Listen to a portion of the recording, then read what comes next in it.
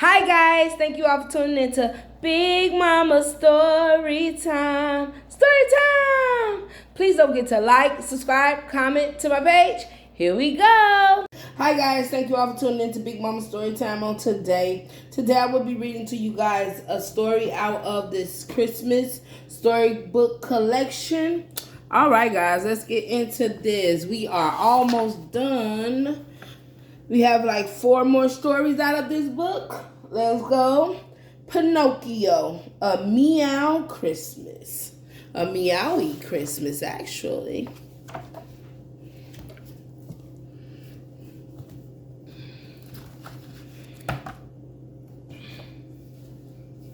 Pinocchio. I ain't did many Pinocchios. They don't really come out with many either.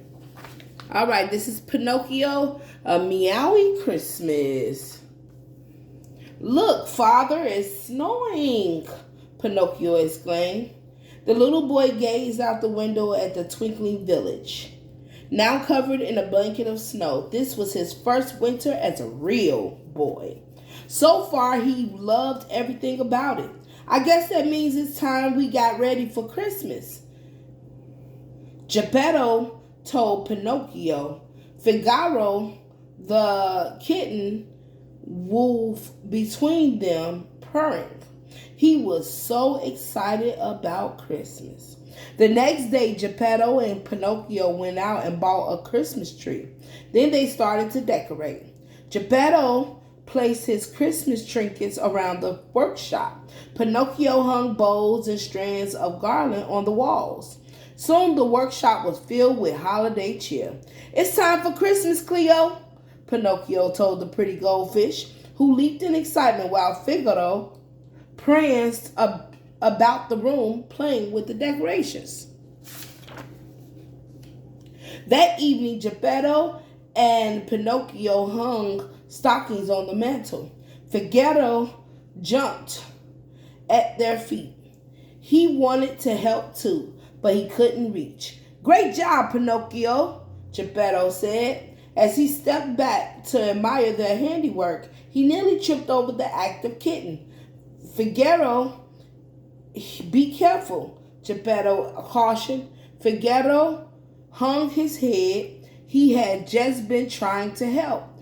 Finally, it was time to decorate the Christmas tree. Wow, Father, Pinocchio said. It sure looks pretty. All that's left is to put the star on the top, Geppetto replied. Pinocchio, you do the honors. Figaro frowned. He had wanted to put the star on top of the Christmas tree. Ain't you a whole cat?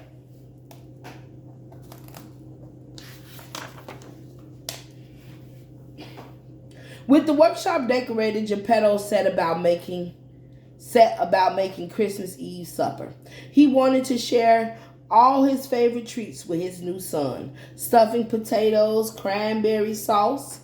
Soon the aromas of herbs and spices and Christmas cookies filled the air. Ooh, it smells good in here, Pinocchio said, carefully mixing the potatoes. Yes, and now it's time for the Figaro!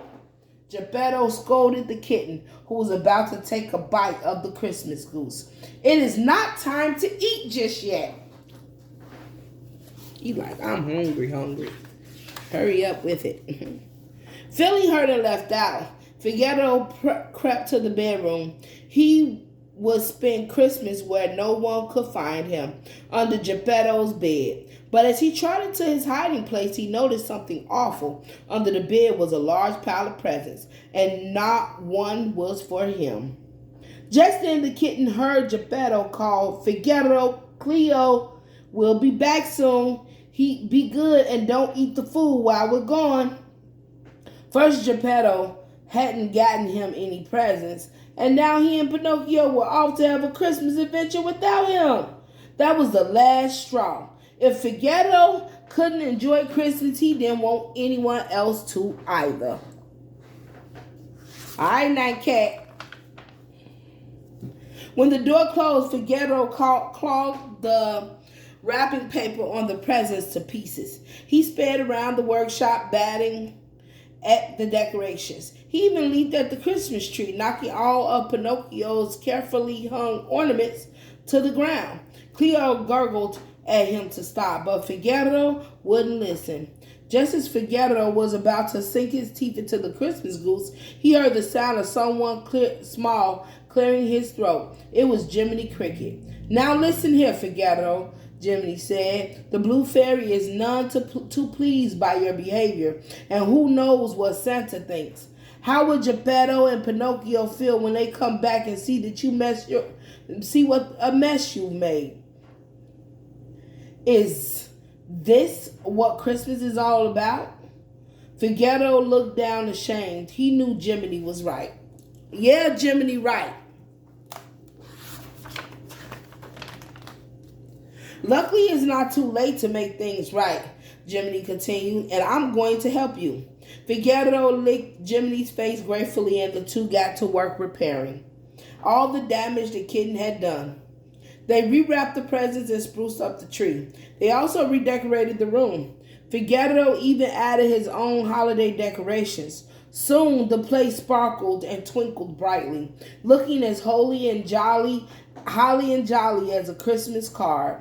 "Not too shabby," Jiminy observed with an approving nod while Cleo did a happy twirl. "I know that's right." When Geppetto and Pinocchio returned from their outing, they were amazed. "I say, you've earned your Christmas present early," said Geppetto. And with that, he showed Figaro what he and Pinocchio had gone out to get: fresh cream. Figaro was overjoyed.